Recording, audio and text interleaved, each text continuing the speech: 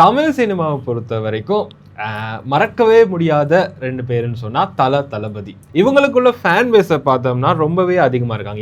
யாருக்கு கூட யாருக்கு குறவு அப்படின்னு சொல்லிட்டு ஒரு போட்டி வந்து எப்போதுமே இருந்துகிட்டு இருக்கும். இப்ப பார்த்தோம்னா தளபதி வந்து அவர் வந்து அரசியலுக்கு போயிட்டு அப்படியே சிஎம் ஆகிட்டு அவர் ஒரு வேலையில அப்படியே ஒரு பிஸியா இருக்காரு. ஸோ தலையாவது நம்ம ஸ்கிரீன்ல பார்க்கலான்னு பார்த்தா அதுலயும் ஒரு பிரச்சனை இருக்குது. இப்பெல்லாம் கடைசியா பார்த்தோம்னா தலையோட படம் வந்து குட் பேட் அக்லி வந்து ரிலீஸ் ஆகுனுச்சு. அது வந்து ஒரு பெரிய வரவேற்பை பெற்றுச்சு.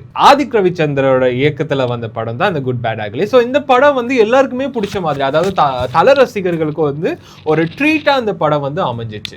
ஸோ இதுக்கு அடுத்தும் அவரே ஒரு படத்தை வந்து, அதாவது தலையை வச்சு இன்னொரு படமும் இயக்குறதா இருந்த நிலையில அந்த படம் சம்பந்தப்பட்ட எந்த அப்டேட்டும் ரீசெண்டா வரவே இல்லைன்னு தான் மக்கள் எல்லாருமே கவலையில இருக்கிறோம். ஸோ இதை தொடர்ந்து ரீசெண்டா தலை ஒரு இன்டர்வியூல என்ன சொல்லியிருக்காருன்னா, இப்போ நான் வந்து ஃபுல் அண்ட் ஃபுல்லா ஃபோக்கஸா இருக்கிறது வந்து கார் ரேசிங்ல.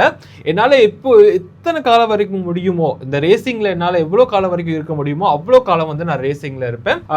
இப்போ நான் வந்து ரீசெண்டா பார்த்தோம்னா துபாயை வந்து பேஸ் பண்ணி தான் அவர் இருக்கிறாரு. அங்கதான் கார் ரேசிங் பண்ணியிருக்காரு. தொடர்ந்து பல நாடுகள்ல வந்து கார் ரேசிங் பண்றதுக்காக போறதுக்காக இருக்கிறாரா அவர் வந்து சொல்லியிருக்காரு. ஸோ இதெல்லாம் வச்சு பார்க்கும்போது அப்படியே ஸ்கிரீன்ல இருந்து கொஞ்சம் தள்ளி இருப்பாரோன்ற ஒரு சந்தேகம் வந்து மக்களுக்கு இடையில இருக்குது. சோ வெயிட் பண்ணி பார்ப்போம், திரும்ப தலையை எப்போ பார்க்க போறோம்னு தெரியல ஸ்கிரீனை. சோ வெயிட் பண்ணி பார்ப்போம், ஒரு சம்பவத்துக்காக ரெடி ஆகுவோம்.